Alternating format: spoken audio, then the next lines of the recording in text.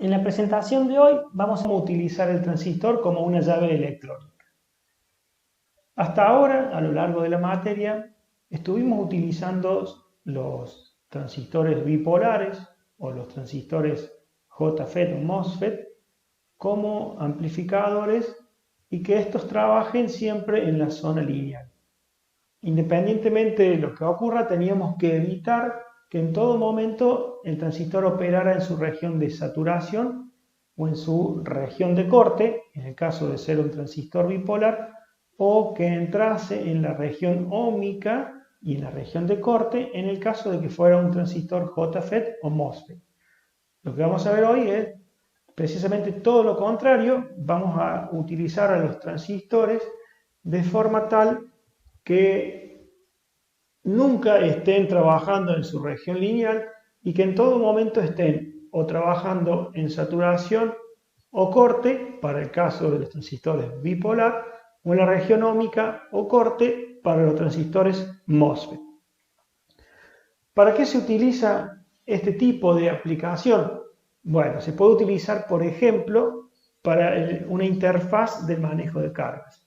Supónganse que necesitamos manejar una carga, puede ser un conjunto de LED, puede ser algún relé o cualquier otra resistencia de mayor potencia que necesitemos manejar, y nuestro sistema, nuestra fuente de comando, no tenga la energía suficiente para accionar esa carga. En esos casos se puede utilizar transistores que trabajen como llaves, es decir, encendidos o apagados. Vamos a ver también ejemplos de cómo utilizar los transistores en electrónica de potencia. En electrónica de potencia es muy común utilizar los transistores en su estado encendido o en su estado apagado, para así lograr diferentes tipos de salida para una entrada determinada. Y por último, vamos a hacer una introducción a lo que es la electrónica digital. Básicamente nuestro entorno hoy en día es principalmente digital, todo se ha digitalizado, así que vamos a hacer una pequeña introducción a lo que es la electrónica digital. Digo pequeña porque la electrónica digital es una materia que van a ver más adelante en la carrera, pero lo que queremos mostrar acá es cómo se construye internamente las compuertas lógicas que gobiernan un sistema digital. Vamos a ver entonces uno de los casos más simples, que es el circuito que se denomina circuito inversor. El nombre viene porque la salida B0 siempre es contraria al valor de la tensión que hay en la entrada. Este tipo de configuración se usa a menudo cuando se quiere manejar alguna carga. Supongamos que RC, en lugar de ser una resistencia de colector, es en realidad alguna resistencia calefactora, puede ser un conjunto de LEDs que se usa para iluminar, puede ser la resistencia que representa la bobina de un relé, se puede ser muchas cosas. La fuente B0, en realidad, en nuestro caso, tenemos dos opciones, o sea, o tiene una tensión o no tiene tensión. Por eso lo simbolizamos con este switch, para mostrar esos dos estados. Esa fuente podría simbolizar la salida de una compuerta de alguna de las familias de compuertas digitales que vamos a ver más adelante. Es decir, que va a tener dos estados, va a tener un estado de alto, un estado en donde hay presencia de tensión, y un estado en donde la tensión es una tensión baja. Idealmente sería cero.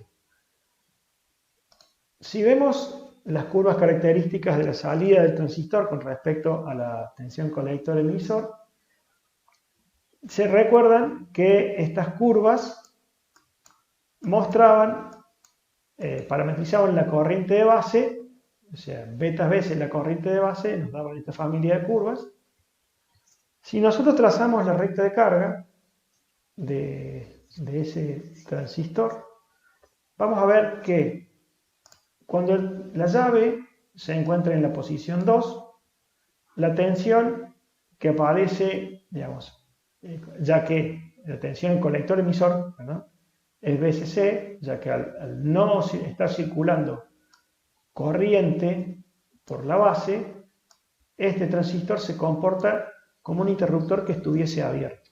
¿Está bien? Tiene una resistencia alta. No hay circulación de corriente en el colector, por lo tanto, la tensión colector-emisor es igual a la tensión de alimentación. La tensión que va a haber en este punto va a ser la tensión que existe en la fuente de alimentación. ¿Qué pasa ahora si movemos el interruptor hacia la posición 1? En ese caso, al mover el interruptor hacia esta posición, circulará una corriente, ya vamos a ver cómo calcular esa corriente, pero tiene que circular una corriente lo suficientemente grande para llevar a este transistor a la región de saturación, en la cual la tensión que va a aparecer entre colector y emisor es una tensión de saturación y la corriente que va a estar circulando es una corriente de saturación, que va a estar dada por, obviamente, por la resistencia de carga. Si analizamos las formas de onda de todo lo que les estuve diciendo, fíjense lo siguiente. Si tenemos una entrada de tensión, esto es el interruptor que está en la posición 1, la salida va a ser una tensión colector-emisor de saturación. Idealmente esa tensión debería ser 0. En la práctica no podemos llegar a una tensión 0, sino que esa tensión estará en el orden, dependiendo del transistor que hayamos elegido, de 0,3, 0,4, 0,5. Eso va a depender de la corriente también que esté circulando por el transistor. Pero por lo general son niveles de tensión bastante bajos.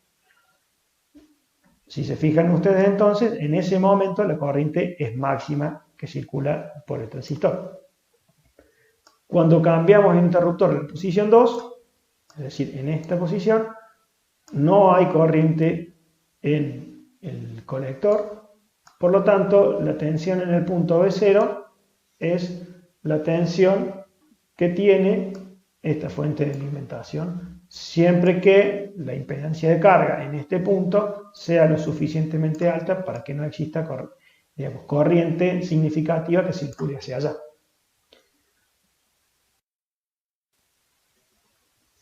Vamos a ver ahora entonces cómo hacer los cálculos para lograr llevar a saturación a ese transistor que tiene una resistencia en el colector de un valor RC, se llama en este caso.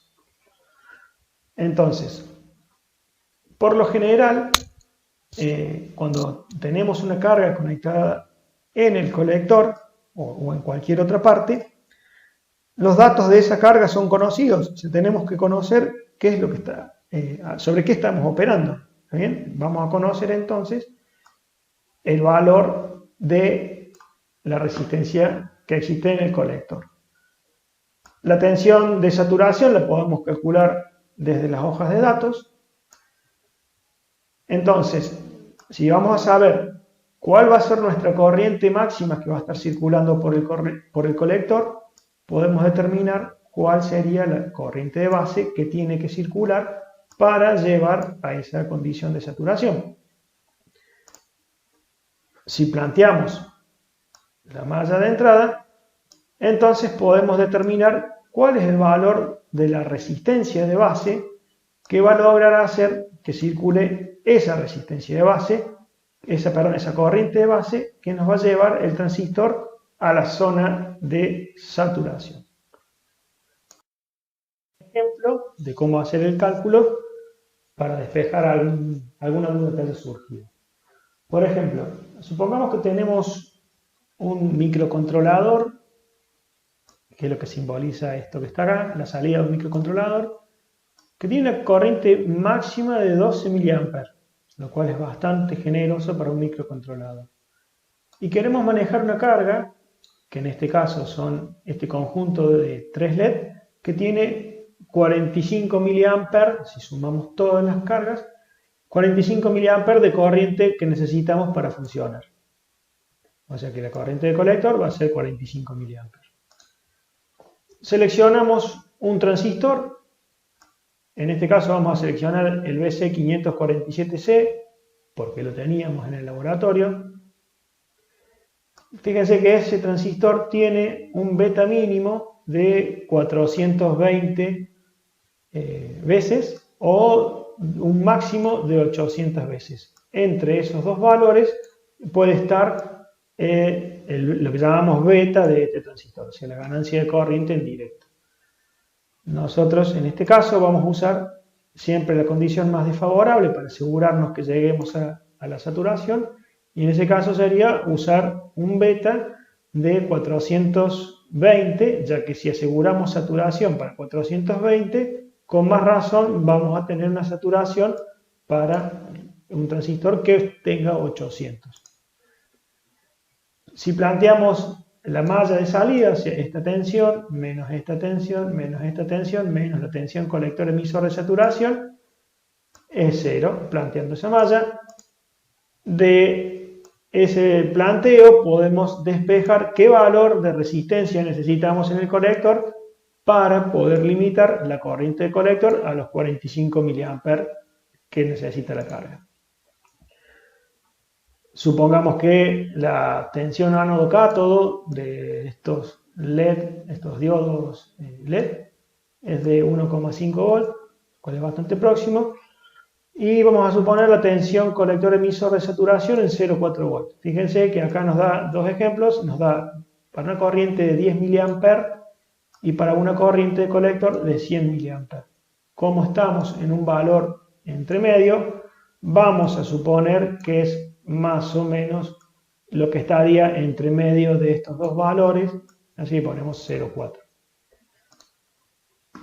Para la corriente, obviamente siempre tiene que ser la corriente de base menor a la máxima corriente que puede suministrar nuestro microcontrolador para no dañarlo, pero a su vez debe ser superior a la corriente de colector dividido el beta mínimo para poder asegurarnos que entremos en la zona de saturación de ese transistor. Entonces, suponiendo en el límite de los 420, o sea, la mínima corriente de base que vamos a tener va a ser 107 microamperes. Ahora, si planteamos la malla de entrada de este circuito y despejamos la corriente de base, vamos a tener qué valor necesita la corriente de base para llegar a este valor mínimo. En ese caso, si usamos el valor mínimo de corriente, vamos a tener el máximo valor de resistencia de base que vamos a poder colocar para lograr la saturación. Fíjense que acá supuse que la salida del microcontrolador es 5 volt. Es cierto, solo en algunos microcontroladores podemos tener salida de 5 volt, en algunos otros podemos tener 3,3. En ese caso habría que cambiar este número dependiendo de qué microcontrolador o qué compuerta o qué es lo que estemos usando. ¿Está bien? O sea que este valor nos dio cuál es el máximo valor de resistencia que podemos colocar en la base. Pero también podemos calcular cuál es el mínimo valor de resistencia de base siempre y cuando tengamos este valor. En nuestro caso eran los 12 mA. Para limitar la corriente que circula por base a la máxima corriente que nos puede dar este microcontrolador, hacemos este cálculo y nos da una resistencia de 360 ohms aproximadamente. He redondeado los números para que sean un poco más fácil de leer. O sea que si colocamos una resistencia de 40 kΩ, vamos a estar funcionando demasiado justo para mi gusto. Y si colocamos una resistencia de 360 ohms, seguramente va a estar saturado, pero podríamos producir, en realidad vamos a estar haciendo una disipación de potencia innecesaria. y de paso podríamos dañar bajo alguna condición de que cambie temperatura y cambie esta tensión, que esta corriente se haga más grande y nos produzca algún tipo de desperfecto en el microcontrolador. Por lo tanto, lo que se suele hacer es poner una resistencia que esté entre esos dos valores.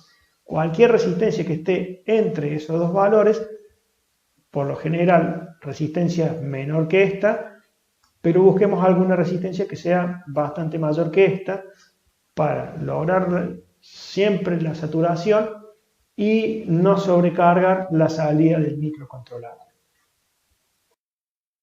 En el ejemplo que vimos recién, teníamos la carga, estaba conectada en el colector. En este caso, también podemos conectar la carga en el emisor del transistor.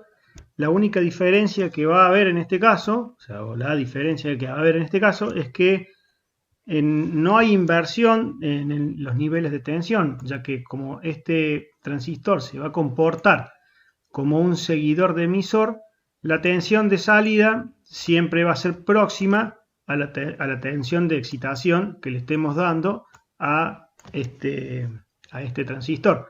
Por lo tanto, la carga debe poder manejar niveles próximos a lo que estamos con la tensión con lo cual estamos excitando a ese transistor.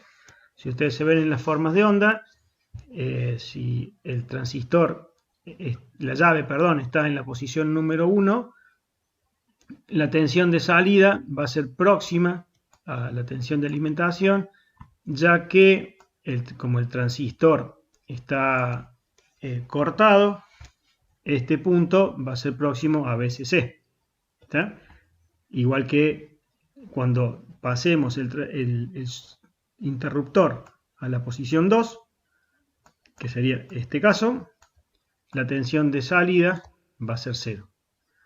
Esa es una forma de poder manejar una carga o hacer una interfaz con otro sistema sin invertir la señal de entrada en la salida. Cuando tengamos que hacer algún tipo de interfaz con un transistor MOSFET, debemos tener en cuenta, si ustedes recuerdan, un MOSFET tenía 3 regiones. En la región de corte, es en la cual la tensión de gate surtidor está por debajo de esta tensión de umbral.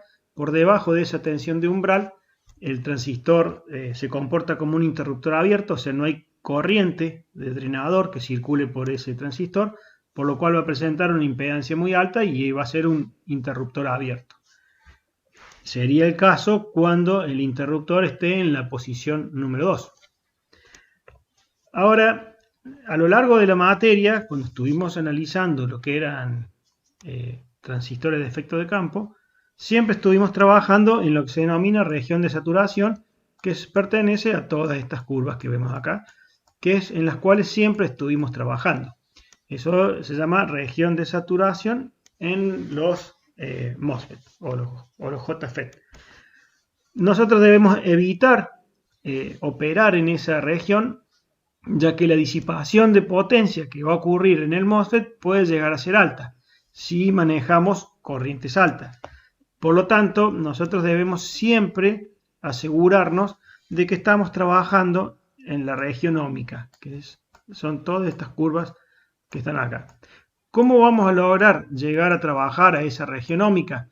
Bueno, primero que nada debemos tener una tensión de gate surtidor mucho mayor que la tensión de umbral para asegurarnos que vamos a estar en la región óhmica. Si quisiéramos calcular, dependeríamos de esta ecuación, lo cual no suele ser sencillo encontrar esta constante.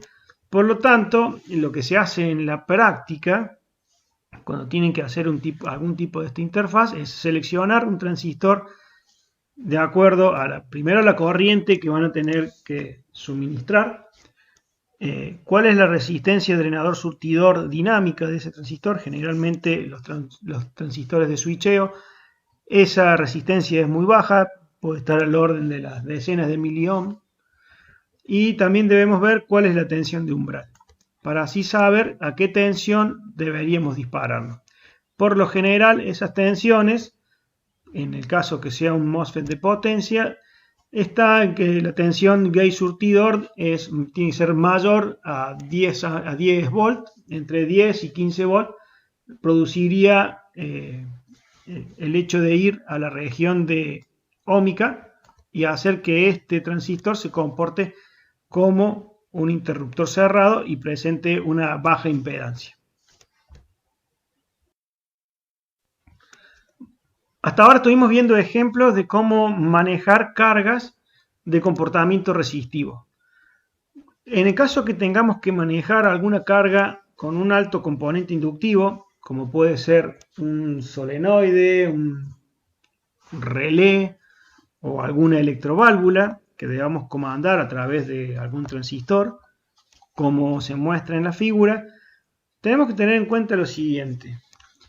El funcionamiento del relé va a ser, una vez que si empieza a circular corriente por la bobina, esa bobina va a atraer a una parte del núcleo, lo cual va a hacer cambiar el estado de los contactos de ese relé. Cuando apliquemos una tensión en la base de ese transistor y sea lo suficientemente grande como para poder llevar a saturación al transistor, vamos a ver que al circular corriente por el colector se va a energizar, digamos, esta bobina y va a cambiar de estado. Este tiempo es el tiempo que tarda en cambiar de estado el contacto principal de ese relé de la figura. Mientras esté aplicada la tensión de entrada, la tensión colector-emisor del transistor va a ser 0 y la tensión aplicada a la carga, o sea, a esta carga, va a ser toda la tensión de alimentación que vemos acá. Por eso, en ese momento, la tensión de salida, si tomamos en este punto, es 0. Pero en ese momento toda esta carga está recibiendo circulación de corriente. Cuando saquemos la señal de control o cuando se apague esa señal de control que tenemos acá, va a existir un tiempo de desconexión, que es el tiempo que va a tardar en despegar este contacto. Pero al sacar la tensión de control, la tensión colector-emisor de ese transistor se va a ir a un valor alto, digamos, en teoría debería irse a un valor de BCC, que sería como si estuviese abierto el transistor. Pero ¿qué pasa? La bobina, al haber un cambio brusco en la corriente, va a producir una tensión que va a actuar de forma tal que se va a sumar a la tensión BCC para tratar de inducir que siga conduciendo la misma cantidad de corriente. Al sumarse esa tensión a la tensión de alimentación, produce un pico de sobretensión, el cual puede llegar a dañar a este transistor. Así que para solucionar eso es necesario colocar un relé en antiparalelo. Esta configuración se denomina en antiparalelo, para así poder lograr que la tensión que se genera a bornes de la bobina de ese relé no supere la tensión ánodo-cátodo de este diodo. ¿Cómo es esto?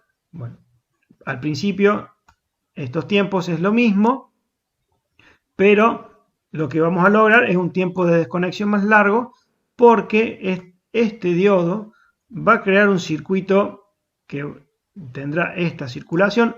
Al abrirse, este transistor, la corriente que venía circulando por esta bobina no le queda otro trayecto que seguir circulando a través del diodo.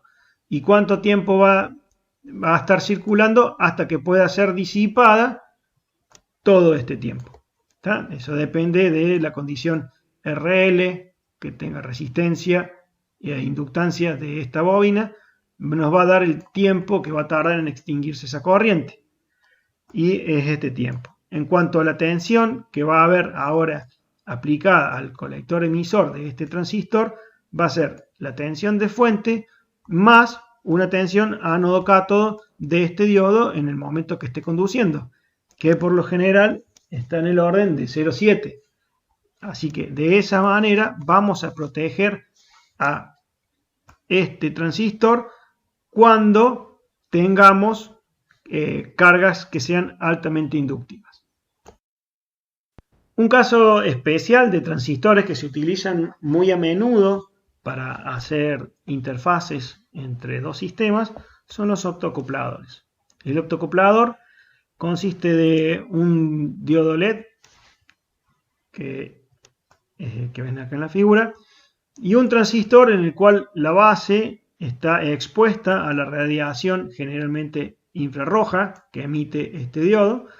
El hecho de colocar un diodo infrarrojo que excite en cierta forma la base de ese transistor va a producir que se generen pares de electrones huecos de la misma manera como si estuviese conectada físicamente la base a un pin a la base de ese transistor.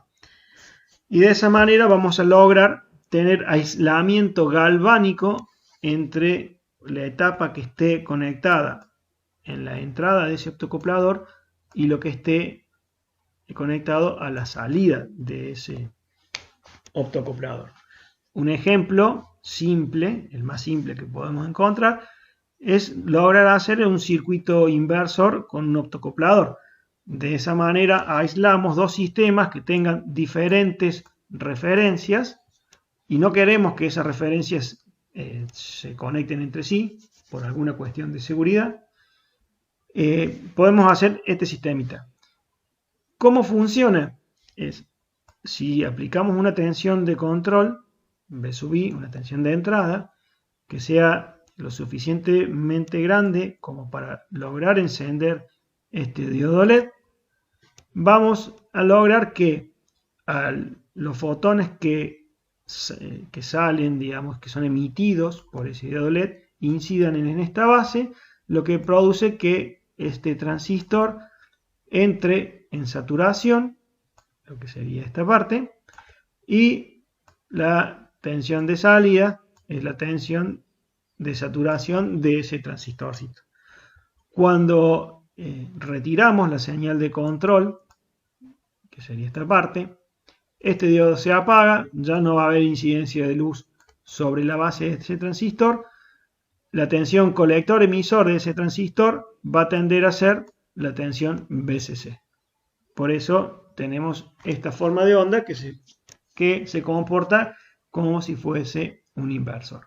Si cambiamos la carga, la ponemos en el emisor, tendríamos la entrada y la salida estarían en fase, porque se comportaría ese optoacoplador como un seguidor de emisor. Un ejemplo simple que más afina a lo que podemos estar viendo en la materia sería un circuito de disparo para o una referencia para un circuito de disparo de un triac, por ejemplo. Veamos cómo hacerlo. Si tenemos nuestra fuente de alimentación a la cual queremos detectar cuando cruce por cero, que es V sub I, es una onda senoidal, la conectamos a un puente de diodos, como los que ven acá. La salida de ese puente de diodos tiene una tensión que es pulsante. ¿Está bien? Si la tensión esa pulsante de la salida del rectificador de onda completa es lo suficientemente alta como para encender este diodo LED interno, generalmente mayor a 0,7 o 1 volt en algunos casos, hay que ver bien qué optoacoplador se selecciona. Como la tensión al estar iluminado la base de este transistor, la tensión colector-emisor de ese transistor es 0, lo cual la tensión de salida tiende a 0.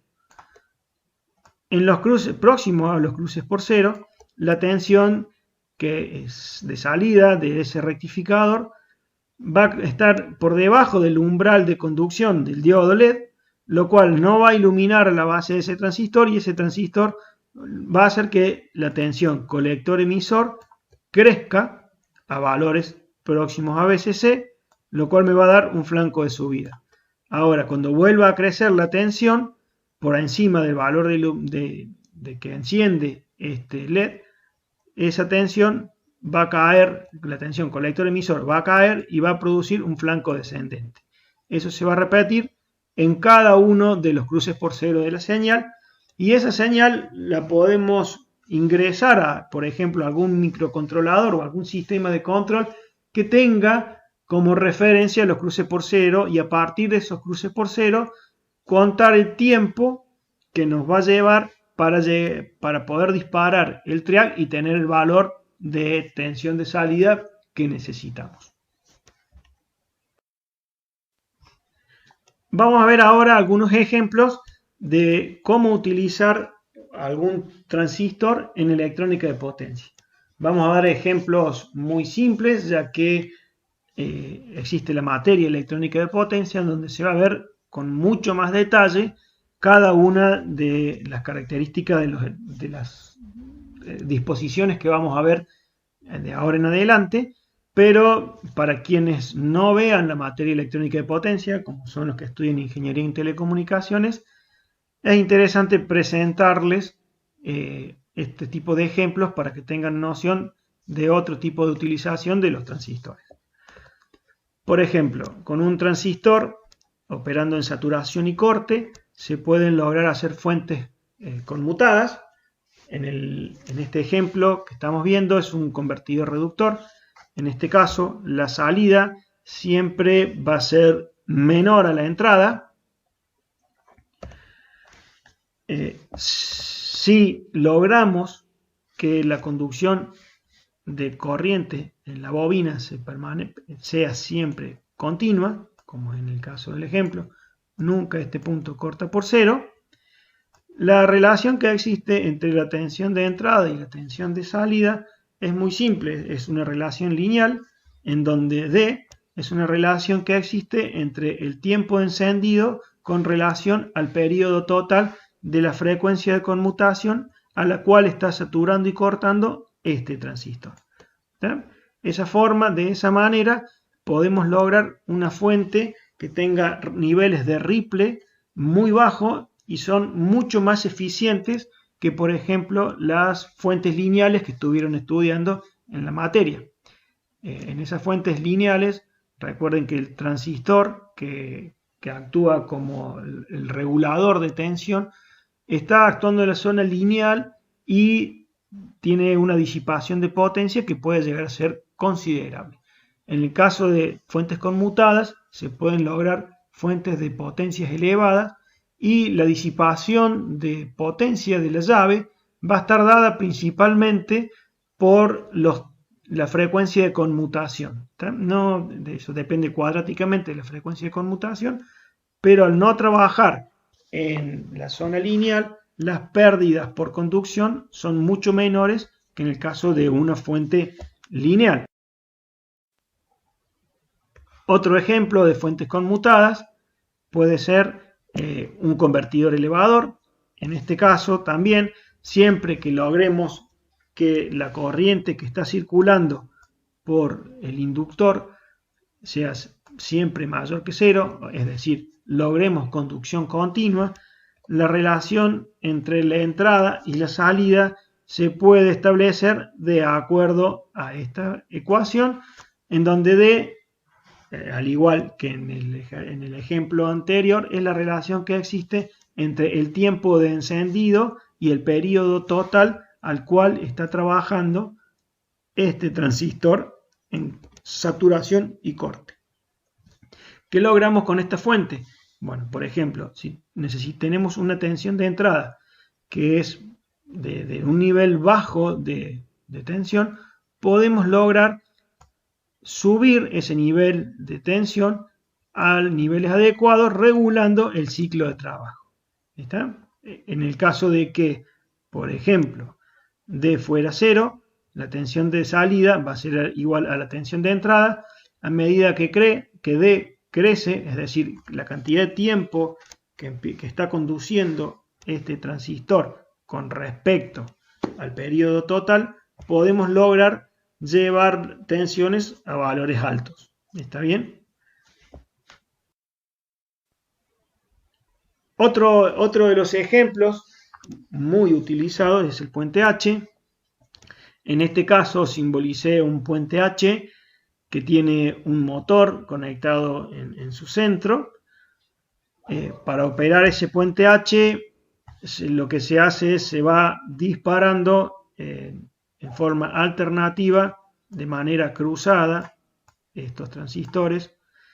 Nunca podemos disparar dos transistores de la misma pierna, esto se denomina pierna, al mismo tiempo, porque estaríamos produciendo un cortocircuito. De acuerdo a algún tipo de modulación que apliquemos sobre el control de cada uno de esos transistores, por ejemplo, podemos lograr desde una fuente de tensión continua, como sería B sub S, lograr tener una tensión de salida que sea de forma senoidal, en lo cual podemos variar tanto la amplitud como la frecuencia. En ese caso, si tuviese conectado un motor, por ejemplo, podríamos variar la velocidad a la cual rota ese motor. También podemos lograr, si en lugar de un motor hubiese algún tipo de carga, tener un inversor, es decir, generar una tensión senoidal bastante buena a partir de una fuente continua, como por ejemplo un sistema fotovoltaico compuesto de un panel y unas baterías. Si conectamos un inversor, en el cual una de sus principales partes es el puente H, podemos lograr tener una tensión de salida que sea senoidal. Esto para los que estudien ingeniería electricista, también lo vamos a ver con más detalle cuando veamos electrónica de potencia, pero al igual que en los casos anteriores, me pareció interesante mostrarle aplicaciones de usar transistores como llaves a los que estudian ingeniería en telecomunicaciones. Vamos a ver ahora lo que sería una pequeña introducción a lo que es la electrónica digital. Cuando decimos introducción es básicamente presentar algunos tipos de compuertas que se utilizan en electrónica digital, y nuestro enfoque va a ser sobre cómo están diseñadas esas compuertas, digamos. No vamos a hacer diseños de sistemas digitales, que eso es tema de otra materia que verán en el próximo cuatrimestre, estimo, pero nosotros queremos que sepan cómo están compuestas internamente esas compuertas o esos elementos digitales que ustedes van a utilizar para hacer diseños de sistemas digitales. Hasta ahora, a lo largo de toda esta materia, o nuestra materia en general, está encasillada en lo que se denominaría electrónica analógica. En la electrónica analógica, los niveles de tensiones, digamos, tienen infinitos valores dentro de los rangos de operación, pero están acotados entre dos valores, pero entre esos dos valores pueden existir infinitos valores entre esos puntos. En cambio, en la electrónica digital no es así. Si hablamos de electrónica digital puramente, van a existir solo dos valores de tensión, o llamemos tensión alta, nivel bajo, unos y cero. Vamos a ver que se utiliza por lo general el sistema binario para simbolizar la presencia o no de tensión en una entrada. ¿Y qué ventajas tiene diseñar un sistema digital? Bueno, las ventajas son que por lo general son mucho más fácil de diseñar un sistema digital que un sistema analógico. Se pueden hacer cálculos en sistemas digital mucho más fáciles que en sistemas analógicos. Digamos, supongamos, como ustedes vieron, por ejemplo, con amplificadores operacionales se puede sumar, se puede restar, se puede hacer una integral y se puede hacer una derivación. Pero haciendo algún tipo de arreglo también se pueden hacer productos, se pueden hacer exponenciales y se pueden hacer raíces. O sea, básicamente se pueden hacer muchas operaciones matemáticas, se pueden resolver. Incluso hay máquinas de cálculos analógicos, pero son extremadamente complicadas de realizar. En cambio, con la electrónica digital, eso es mucho más sencillo poder llegar a hacer un sistema que haga algún tipo de cálculo. La precisión que se puede lograr también la podemos hasta regular nosotros en un sistema que es analógico, ya hablar con niveles de tensiones muy bajas, es muy susceptible al ruido, que es otra de las ventajas que tiene el sistema digital, es que tienen una inmunidad al ruido mucho mayor que lo que es un sistema analógico. Es fácil almacenar información, o sea, se puede almacenar información, ustedes todo el tiempo lo hacen en algún tipo de memoria. Esa información se almacena como, por ejemplo, alguna carga en un capacitor y hasta que no le demos una señal de descarga, ese capacitor va a permanecer cargado, pero a un nivel alto o a un nivel bajo. En la electrónica analógica tendríamos que guardar el valor exacto de ese valor durante mucho tiempo, lo cual es extremadamente complicado. ¿Está? Por eso es el gran auge de la electrónica digital. Hoy en día el mundo tal como lo conocemos da la impresión que fuera mayormente digital, porque todo está digitalizado, o sea, todos tenemos una computadora en nuestra casa que puede hacer miles de millones de cálculos. Dentro de esa computadora va a haber miles de millones de transistores operando en saturación y corte. O sea, básicamente, usar el transistor en saturación y corte, yo creo que hay más transistores operando de esa manera que operando en su zona lineal. ¿Está? Como les dije, solo existen dos niveles lógicos, nivel alto, nivel bajo, el 1 o el 0, que van a ver cuando intenten diseñar algún tipo de estos circuitos. Se utilizan operaciones de álgebra booleana, en los cuales, para realizar cualquier tipo de cálculo, van a utilizar, digamos, la pregunta AND, o sea, la condición AND, que es la I, o sea, se tienen que dar dos condiciones para que la salida sea cierta, la compuerta OR, o la condición OR, que nos da entre una y otra. La salida puede ser o una o la otra, o la negación, ninguna, digamos. Si la entrada es un nivel alto, la salida va a ser un nivel bajo y viceversa. Muy similar al circuito inversor que vimos en la primera filmina de la presentación. Como comentamos recién, existen dos niveles lógicos, un nivel lógico alto o un nivel lógico bajo. Esos niveles lógicos están representados por rangos de tensiones tanto de entrada como de salida. En la siguiente figura vamos a ver los rangos de tensiones para la entrada y para la salida. Si prestamos atención al parámetro VOH, es el mínimo nivel de tensión que va a tener una salida para expresar un nivel lógico alto. Es decir, es la mínima tensión que va a haber a la salida de una compuerta cuando se quiera sacar por esa compuerta un nivel lógico alto. El parámetro VOL es el máximo nivel de tensión que va a haber a la salida de una compuerta cuando se quiere expresar un nivel lógico bajo. Si ahora hablamos de la entrada, vamos a ver el parámetro VIH, que es el mínimo nivel de tensión que puede tener una entrada para ser reconocida como un nivel lógico alto. De igual manera, el VIL es el máximo nivel de tensión que puede tener la entrada de una compuerta para que ésta la reconozca como un nivel lógico bajo.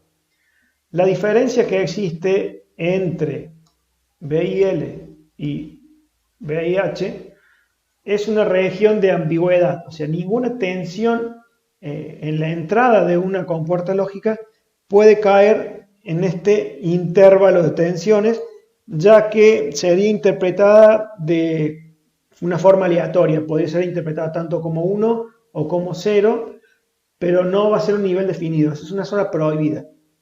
Nunca debemos tener tensiones que entren dentro de la zona de ambigüedad, que es esta, o en este gráfico lo que está pintado acá medio de cremita.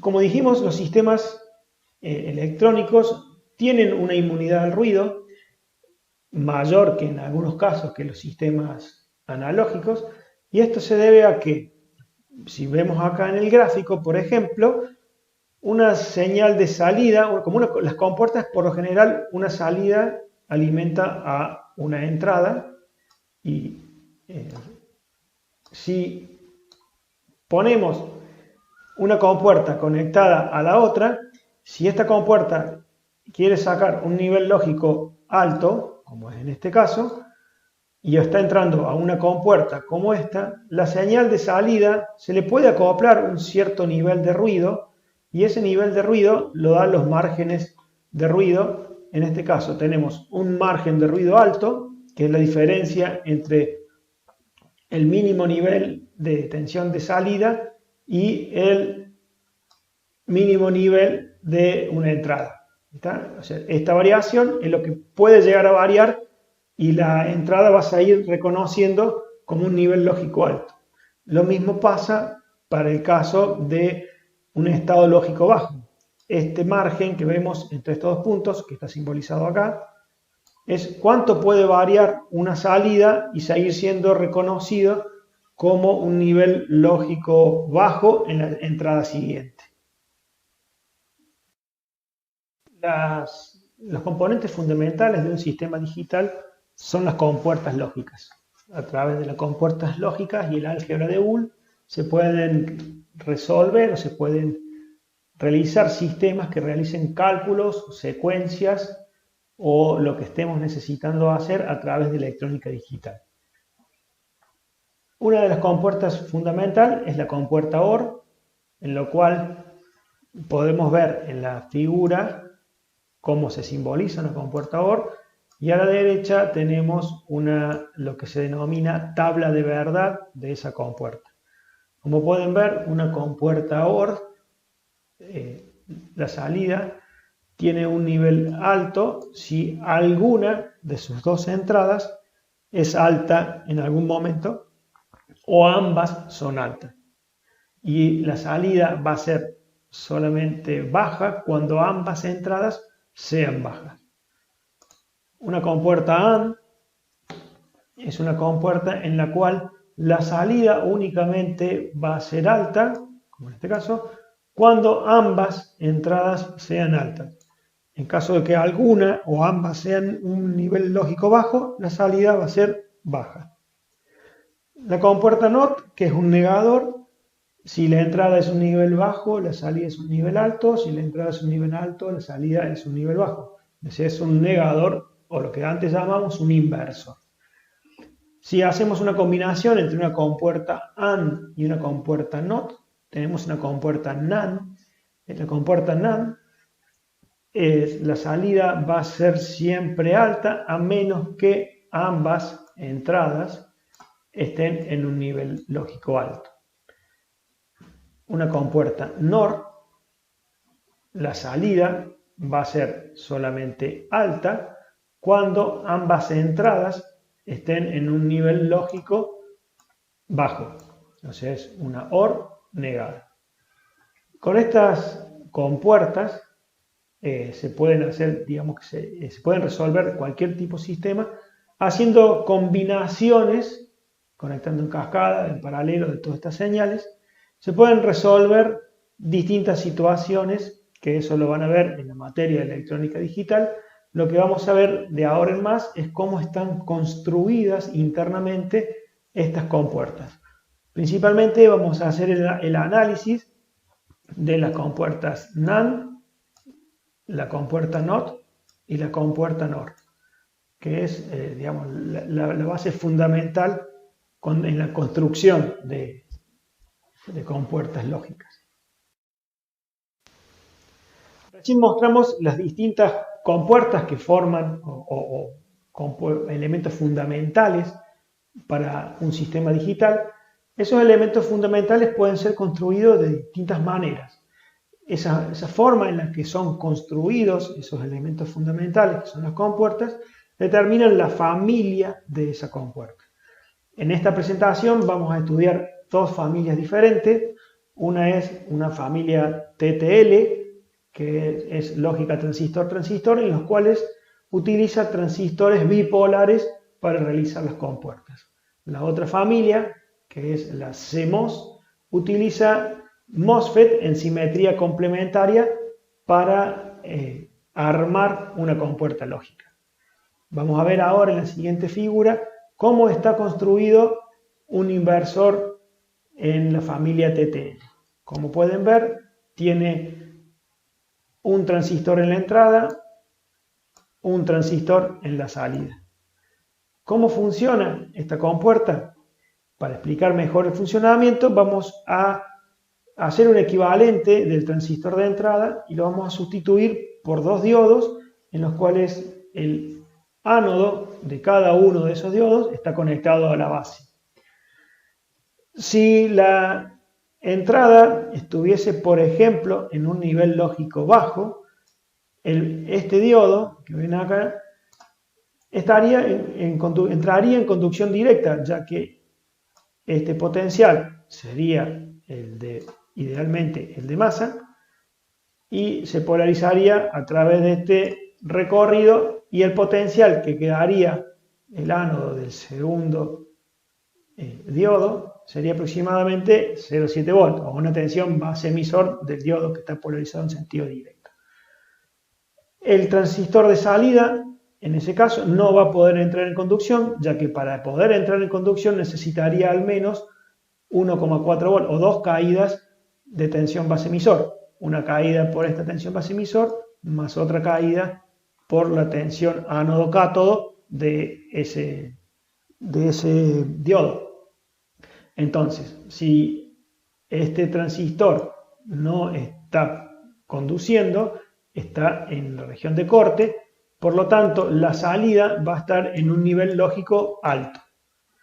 Si la entrada fuera ahora un nivel de lógico alto, este diodo estaría bloqueando, no estaría en conducción, y este transistor se polarizaría en sentido directo, lo llevaría a saturación, y en ese caso la tensión de salida pasaría a un nivel lógico bajo. En la siguiente figura vamos a ver esa representación con las formas de onda de entrada y de salida, pero también vamos a usar esa figura para explicar algunos factores o parámetros de mérito que tienen algunas compuertas lógicas, o sea, todas las compuertas lógicas, no algunas. Una es el tiempo de subida, TR, y el tiempo de bajada, TF. Ese tiempo me da una idea de cuán rápido puede seguir a una entrada, esa compuerta, y ese valor de crecimiento es desde un 10% del valor máximo hasta el 90% del valor máximo de la entrada. Esa pendiente que tiene, no es totalmente vertical, ya que existen capacidades parásitas, tanto en el tendido de cables de toda la circuitería, como capacitancias internas que tienen las compuertas, y hacen que el crecimiento sea amortiguado, por eso esa pendiente. Lo mismo sucede en los tiempos de caída, que el tiempo de caída es el tiempo que tarda en estar entre un 90% a un 10% del valor final de la tensión de salida. Es muy importante también conocer los tiempos de propagación. Los tiempos de propagación nos van a dar una idea de cuán rápido vamos a poder operar esa compuerta lógica. Es decir, a qué frecuencia en sí vamos a poder operar este circuito, teniendo en cuenta los tiempos de propagación totales del sistema. Esto es, el tiempo de propagación de alto a bajo, lo que ven acá, es el tiempo que existe desde que la entrada llegó al valor del 50% y la salida está a un 50% del valor de cambio. ¿Está bien? Lo mismo pasa con el tiempo de propagación de bajo a alto, que sería este tiempo que ven acá, en realidad este tiempo, esto es lo que sigue, que es cuánto tarda una salida cuando cambia de bajo hacia alto la entrada, cuánto tarda la salida en representar el 50% de ese cambio. Lo que ven acá como T cíclico es una noción de a qué frecuencia vamos a poder operar. Generalmente la frecuencia a la cual se puede operar ese sistema va de valores superiores a 20 veces el promedio de los tiempos de propagación. O sea que es importante conocer a la hora de diseñar un sistema los tiempos de propagación que va a tener. Si vamos a trabajar en frecuencias altas, si vamos a trabajar en frecuencias bajas, esos parámetros los podemos obviar. Explicamos el funcionamiento de un inversor de la familia TTL. Vamos a ver ahora cómo es el funcionamiento de un inversor en la familia CMOS. Como pueden ver en la figura, un inversor en la familia CMOS está compuesta por dos MOSFET de simetría complementaria, un MOSFET de canal P y un MOSFET de canal N. Veamos entonces cómo es el funcionamiento. Si en la entrada colocamos un nivel lógico bajo, esto es la entrada a un potencial cercano a lo que llamamos la referencia o 0 volt, el MOSFET de canal P, que necesita una tensión en gate menor que la tensión de surtidor para entrar en conducción, va a entrar en conducción en este caso y el transistor PMOS va a entrar en la región óhmica, o se va a hacer prácticamente un cortocircuito, y la tensión de salida tiende a ser el valor a lo cual está alimentado ese circuito, o sea, un nivel lógico alto. Para una entrada baja tenemos una salida en nivel lógico alto. El transistor NMOS no va a poder entrar en conducción, ya que para entrar en conducción necesita que gate esté a un potencial mayor que surtidor. Ese caso se va a dar cuando la entrada esté en un nivel lógico alto. Gate del transistor NMOS va a estar a un potencial mayor que surtidor. El transistor NMOS va a entrar en conducción y el nivel lógico de la salida B0 tiende a ser un nivel lógico bajo. Idealmente sería esto 0 volt.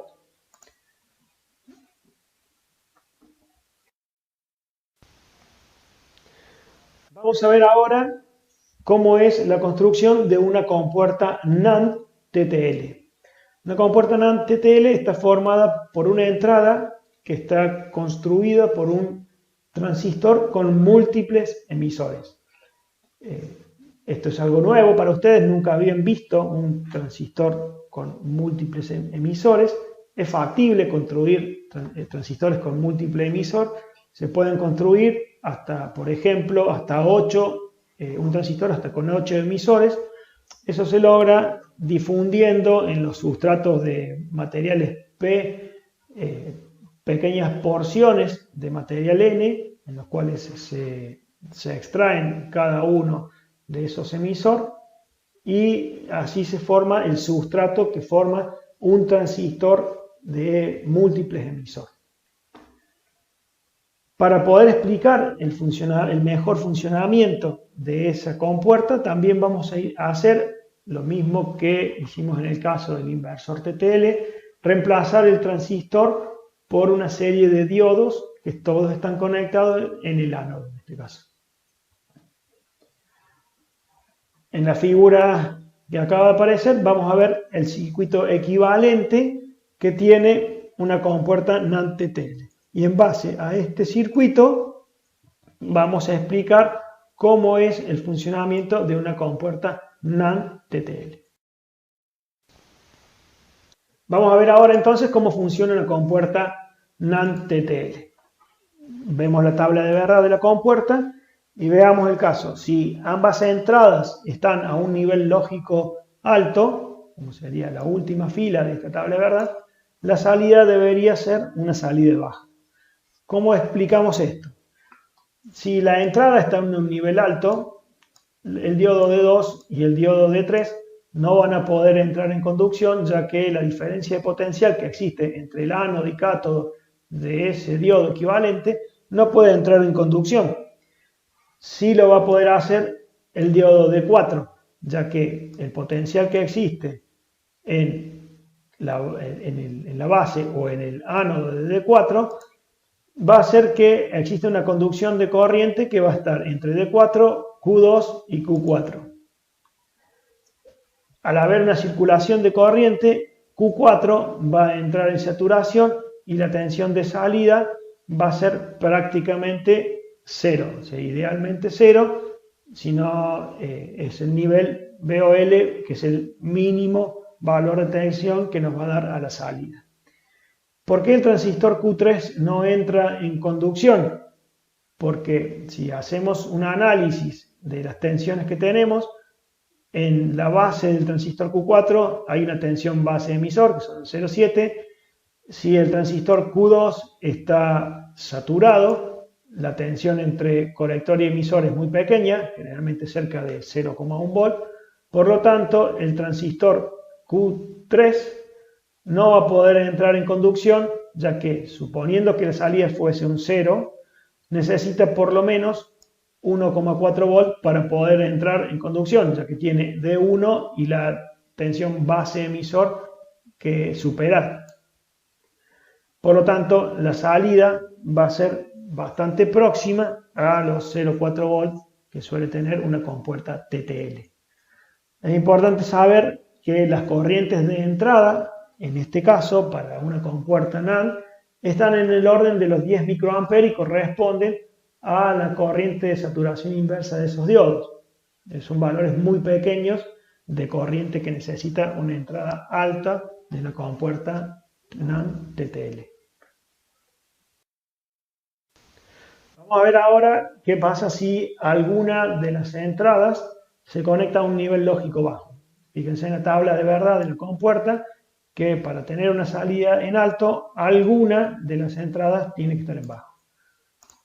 En esta figura vemos que tenemos una de las entradas en bajo, lo cual hace que el diodo equivalente D3 entre en conducción. Si el diodo D3 entra en conducción, el potencial que existe en el punto Y sería próximo a los 0,7 volt, es decir, una tensión ánodo-cátodo. Si el punto I es una tensión ánodo-cátodo, el diodo D4 no va a poder polarizarse, menos lo podrá hacer el transistor Q2, ni siquiera el transistor Q4. Pero sí lo va a poder hacer, en este caso, al estar cortado el transistor Q2, sí lo va a poder hacer el transistor Q3, ya que la corriente podría circular a través de Q3 y D1. En ese caso, la salida va a ser un nivel alto, ya que Q3 entraría en saturación y el potencial de la salida sería una tensión mayor a los 2,4 volts, que es el mínimo nivel de salida en estado alto que puede entregar una compuerta TTL. ¿Está? Generalmente los niveles de corriente de entrada para una compuerta NAND o una compuerta TTL en general está en el orden de los 0,1 mA. Es bastante mayor que la corriente que hay en una entrada en nivel alto. Esto se tiene que tener en cuenta cuando se diseña el circuito para determinar la carga que se le pueden aplicar a las salidas. Lo vamos a ver un poco más de detalle más adelante.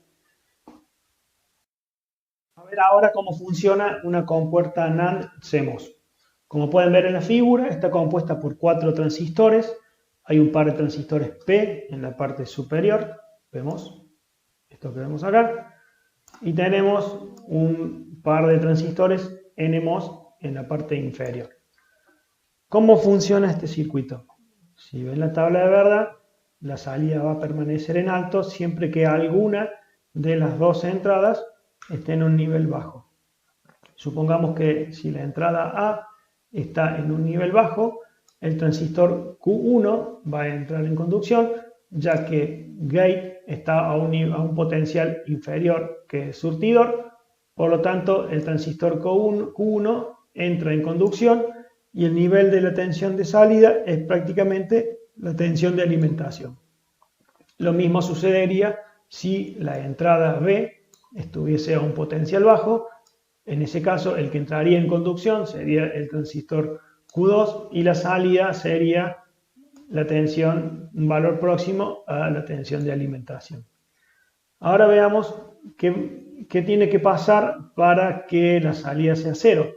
Para que la salida sea cero, tanto Q3 como Q4 tienen que entrar en conducción. Y cuando entran en conducción, solamente cuando A sea un valor de tensión positivo y B sea un valor de tensión positivo de gate con respecto a lo que es el surtidor de ese transistor. Por lo tanto, cuando ambas entradas estén en un nivel lógico alto, estos dos transistores Q3 y Q4 van a entrar en conducción, lo cual hará que la salida esté en un nivel bajo.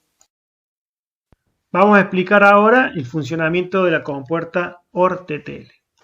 Como ustedes pueden ver en la tabla de verdad, la compuerta OR-TTL solo va a tener salida en alto cuando ambas entradas estén en un nivel bajo. ¿Cómo es esto? Supongamos que la entrada A está a un potencial bajo y la entrada B está en un potencial bajo. Va a hacer que el transistor Q1 entre en conducción y el transistor Q2 también entre en conducción. Si entran en conducción van a estar saturados, lo que van a lograr es que la tensión en la base de Q3 y en la base de Q4 sea lo suficientemente baja para hacer que estos dos transistores no entren en conducción y no se saturen. Por lo tanto, esos dos transistores van a estar en corte. ¿Sí? Si ambos transistores están en corte, se logra que el potencial en la base de Q5 sea lo suficientemente alto para poder lograr hacer una circulación de corriente sobre esta malla, logrando así que el transistor Q5 entre en saturación y el potencial que hay en B sub 0 sea el de un nivel alto. Si ahora hacemos, por ejemplo, que la tensión A esté en 0 y la tensión B esté en 1, si tensión A está en 0, estamos en la misma situación que el caso anterior, el transistor Q3 no va a entrar en conducción, ya que el potencial en la base es pequeño como para que entre en conducción. Fíjense, si siguen el circuito, la tensión en la base debería ser al menos 2 tensiones base emisor para poder entrar en conducción. En cambio, si la entrada B está a un potencial alto, el transistor Q2 no entraría en conducción, o sea, no se saturaría, pero sí se podría llegar a polarizar en sentido directo la juntura base colector de ese transistor, sumado a ello la unión base emisor de Q4 y la tensión base emisor de Q6. El circuito que haría la corriente sería este circuito, logrando que el transistor Q6 entrara en conducción, se saturara y el potencial que habría en el punto B0 sería el de un nivel bajo o un cero lógico. Caso inverso, si la tensión B es 0 y A es 1, el que entra en juego es el transistor Q3. Si Q3 entra en conducción, el potencial que va a aparecer en Q5, en la base de Q5, va a hacer que nunca entre en conducción Q5. Lo mismo pasaba con Q4. El potencial de la base nunca va a hacer que entre en conducción Q5. Y al entrar en conducción Q3, hace entrar en conducción a Q6. Si Q6 entra en saturación, el potencial de la salida B0 es un cero lógico. Si analizamos ahora una compuerta NOR-CMOS, la tabla de verdad es exactamente la misma. ¿Y cómo podemos ver? Si ambas entradas A y B son 1, van a hacer que los potenciales que haya en la gate de este transistor PMOS hace que ambos transistores entren en conducción y los transistores NMOS que hay en la parte inferior no puedan entrar en conducción, ya que el potencial de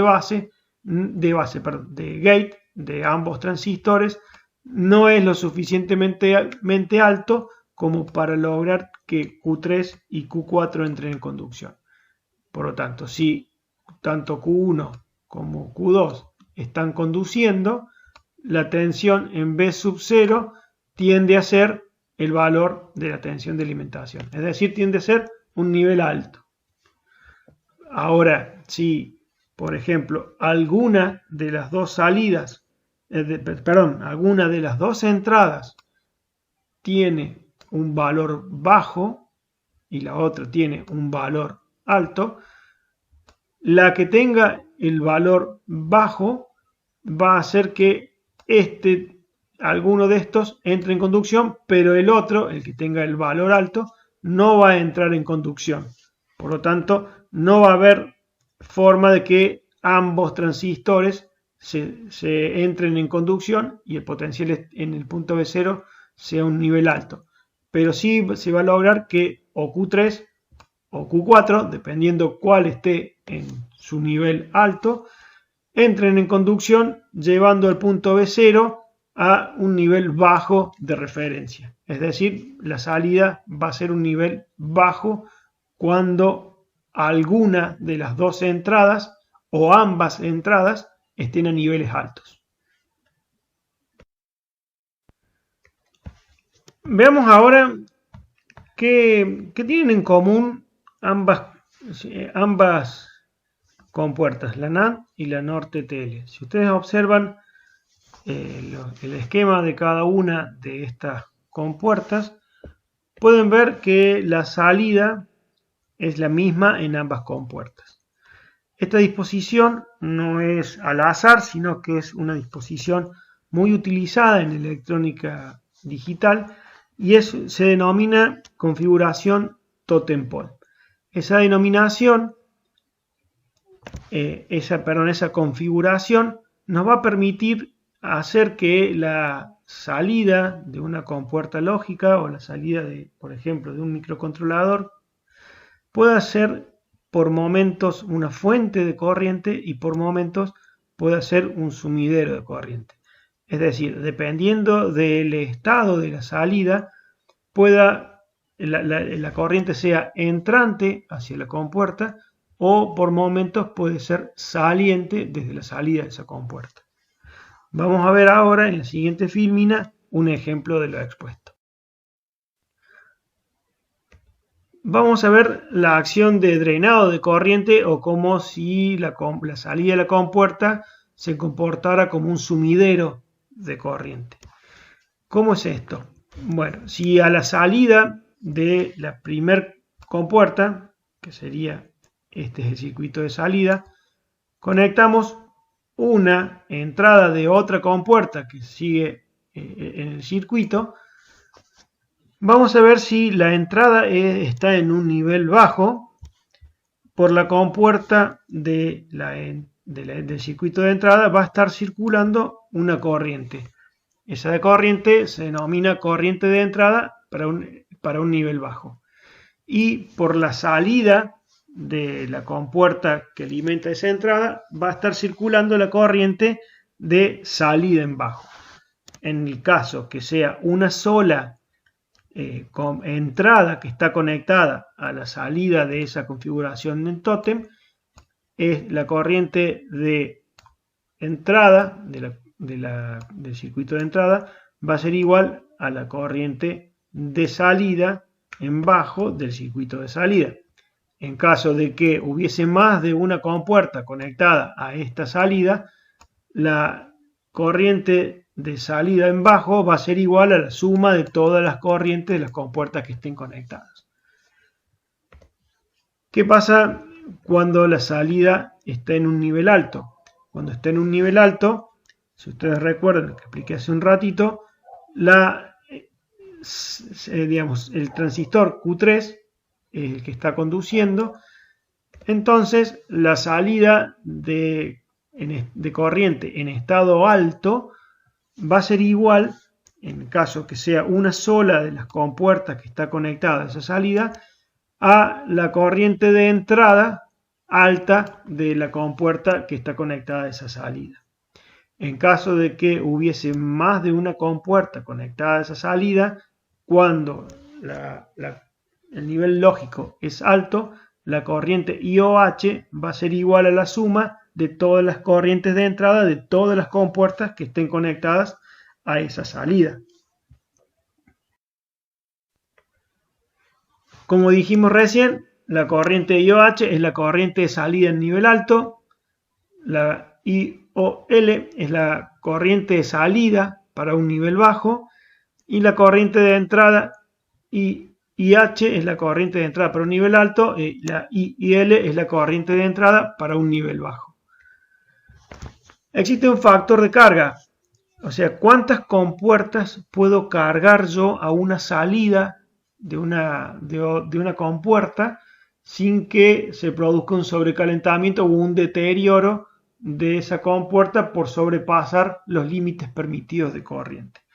Esto se da, este factor de carga es igual al mínimo de la relación que existe entre la corriente de salida en estado bajo dividido la corriente de entrada en estado bajo, o el mínimo que resulte de la relación que existe entre la corriente de salida en alto y la corriente de entrada en alto. Vamos a hacer un ejemplo para explicar un poco todo este tema.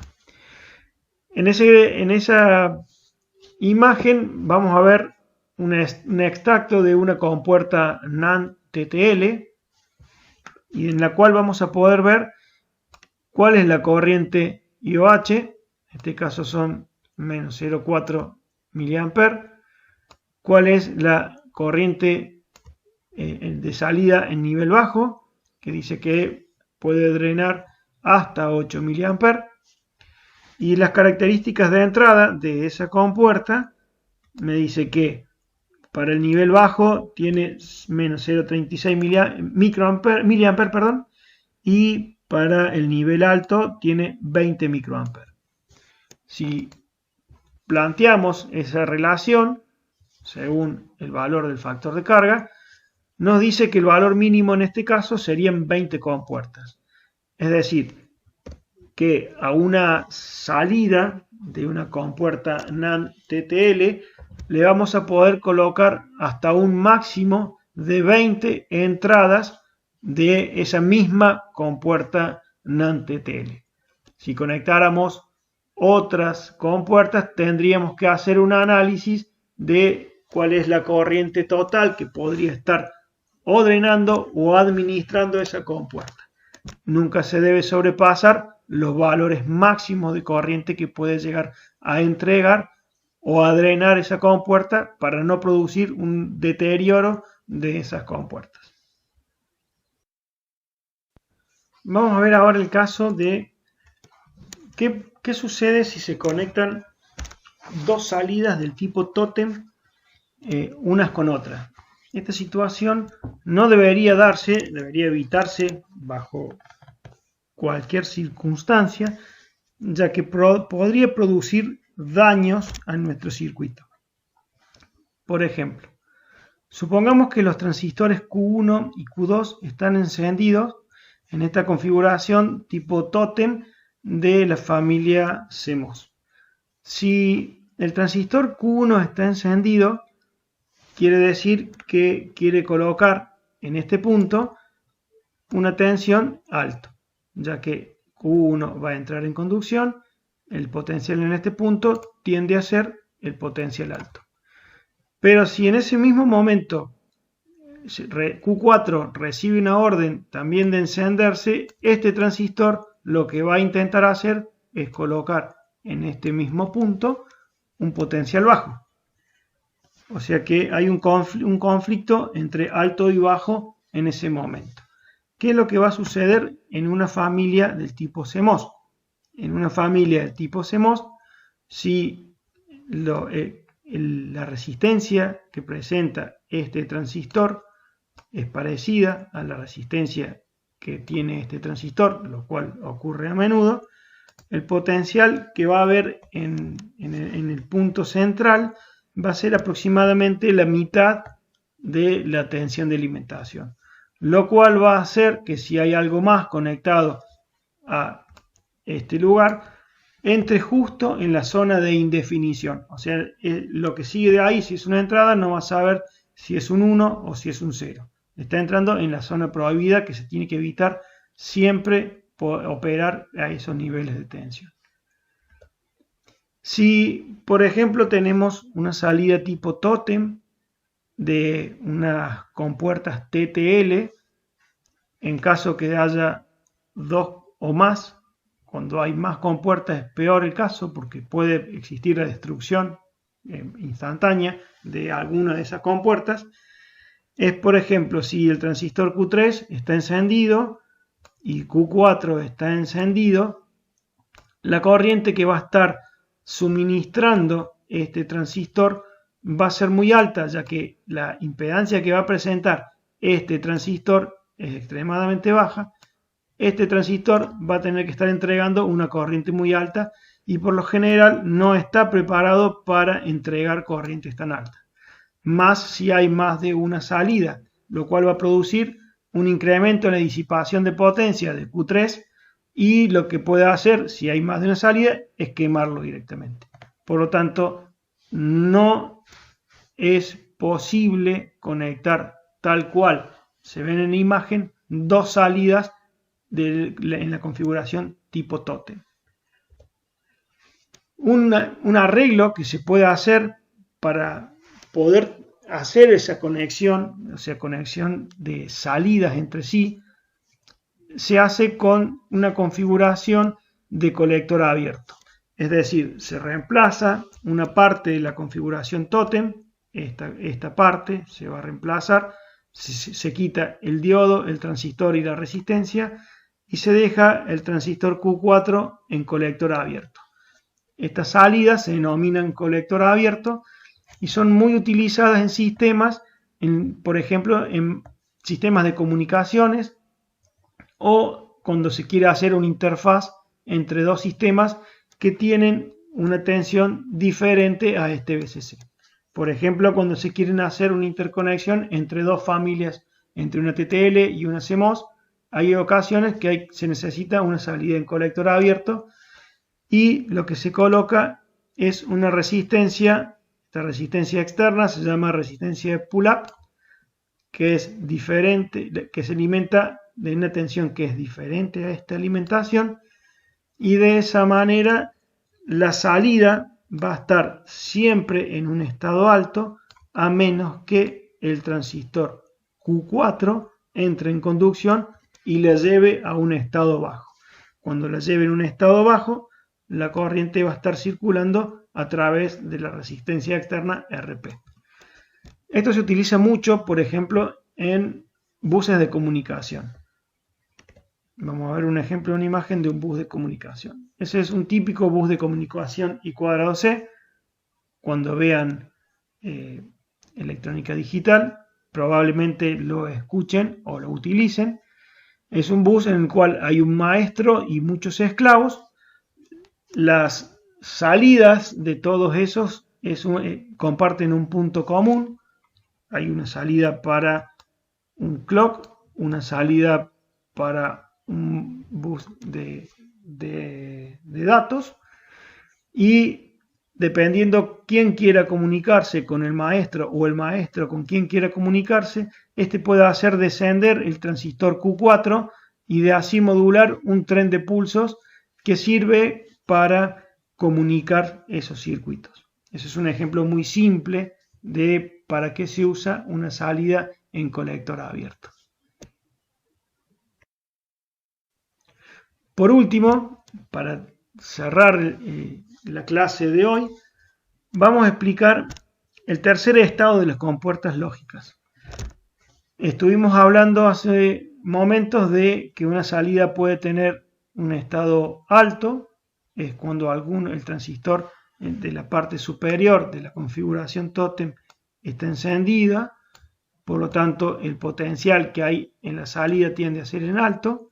Si el transistor que está encendido es el de la parte baja de la configuración tipo tótem, la salida va a ser un nivel bajo. Pero existe una forma de hacer que ninguno de los dos transistores esté trabajando. De esa manera se logra que la salida esté en un nivel de alta impedancia. Si ustedes repasan cómo es el circuito, si el transistor Q4, que era el que estaba en la parte inferior de una configuración tótem, por ejemplo de una TTL, no se dispara, no se satura, la impedancia que va a presentar es muy alta.